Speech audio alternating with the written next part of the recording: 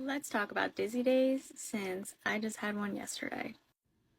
In addition to 3PD and anxiety, I also have ADHD, which means I love to procrastinate.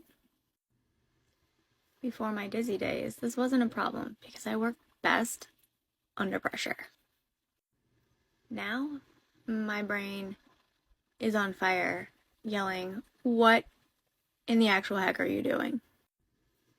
So I wrote a 42-page paper in 2 days for grad school, and my brain was not happy with me yesterday at all.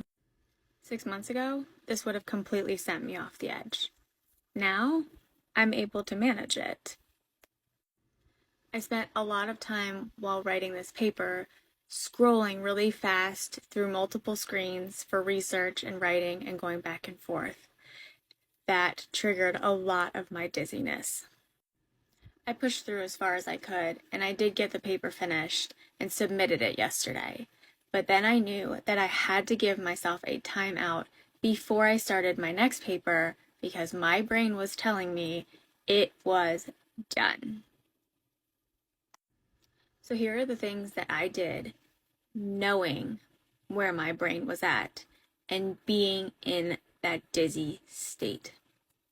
First, I acknowledged that I had to give myself a break, and I immediately gave myself time to rest. Then I took a bath with Epsom salts because it has magnesium, and that's good for your body, relaxation, and your brain. Before I went to bed last night, I gave myself a little bit of extra magnesium glycinate.